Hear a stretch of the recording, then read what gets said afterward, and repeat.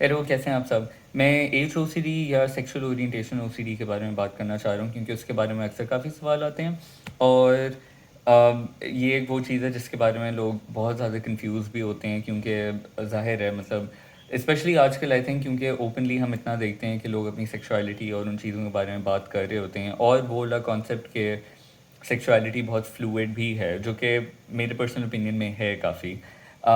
उसमें लाइक आपको वही चीज़ जिस तरह के किसी और ओसीडी थीम के साथ भी इसमें भी यही मुश्किल पार्ट होता है एक्सेप्टिंग कि शायद ये चीज़ ओसीडी ना हो, शायद असल हो। क्योंकि ये जो सवाल है ना, ये आइडेंटिफाई करना कि नहीं मुझे ये ओसीडी थॉट है और ये असल में मैं हूँ, ये आपको कम्प्लीटली छोड़ना पड़ेगा क्योंकि आप जितना ज़्यादा इस स्ट्रगल और इस फाइट में आप जितना ज़्यादा पढ़ेंगे उतना ज़्यादा आपको उसमें प्रॉब्लम आएगी एंड उतना ज़्यादा आपकी एंजाइटी भी बढ़ेगी। इन थॉट्स को आप रोक नहीं सकते और ना ही आप ये आइडेंटिफाई कर पाएंगे कि क्या चीज़ असल है, क्या चीज़ नहीं है। और अपने पास के बारे में भी सोचना कि नहीं लेकिन मैं सारी ज़िंदगी से तो मुझे ये सेक्स या जेंडर पसंद है, तो ये कैसे हो सकता है कि मुझे एकदम से कोई और पसंद आने लग जाए। और कि नहीं मुझे अंदर से पता है कि असल में मुझे नहीं ये वाला जेंडर पसंद, असल में मैं क्या हूँ। अगर आप उस फाइट में लगे रहेंगे तो उससे एनजाइटी आपकी बढ़ती चली जाएगी।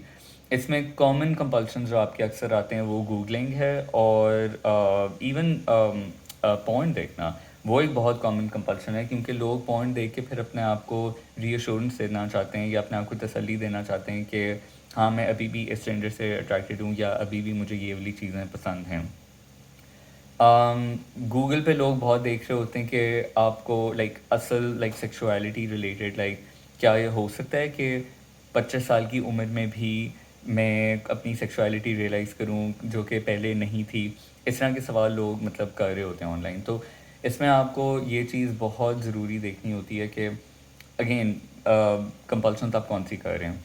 अनसर्टनिटी के साथ बैठना एंड अनसर्टनिटी को एक्सेप्ट करना एक एज ओसीडी और सेक्सुअल ओरिएंटेशन ओसीडी का एक बहुत बहुत इम्पॉर्टेंट हिस्सा है। क्योंकि अगर आप सर्टेनिटी लेना चाहते हैं वो आप अगले 10 साल के लिए लें, मतलब आप हो सकता है कि आप अगले 10 साल के लिए आप कोशिश करते रहें, सॉरी। और वो आपको ऑब्वियसली नहीं मिलेगी क्योंकि अल्टीमेटली ओसीडी वो इसी चीज़ पे आएगा। लेकिन क्या पता ये सच नहीं है या क्या पता आप वाकई में आप हो वो सेक्सुअलिटी जिसके बारे में आपको डाउट्स आ रहे हैं।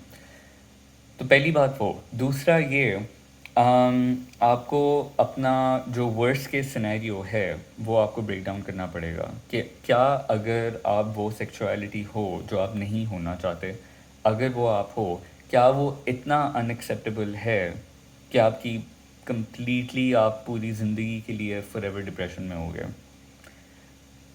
99% चीज़ें इन लाइफ उसमें आपको ना क्रॉनिक एंजाइटी की ज़रूरत है और ना आपको क्रॉनिक डिप्रेशन की ज़रूरत है। एंड क्रॉनिक एंजाइटी और डिप्रेशन खुद से चीज़ें नहीं आती।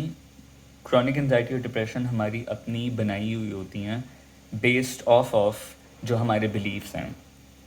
हमारा करंट पर्सपेक्टिव ऑन थिंग्स वो है जो हमारी डिप्रेशन और एंजाइटी में आता है।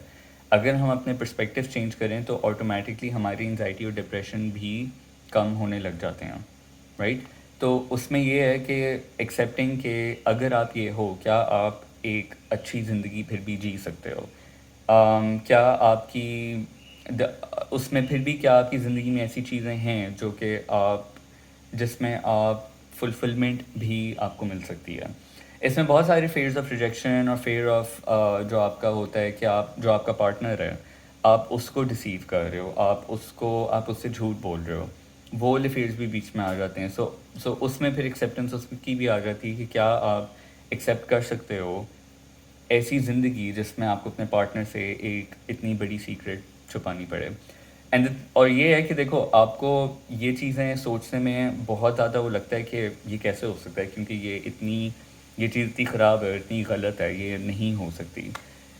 बट अगेन ओसीडी एक ऐसा डिसऑर्डर है कि आप उसको जितना मर्ज़ी कन्विंस करने की कोशिश करो कि ये गलत है या ये सही है या ये असल है और ये असल नहीं है, उसमें ओसीडी जो है वो ज़्यादा और बुरा होता रहता है और उससे वर्सन होता है एक्चुअली।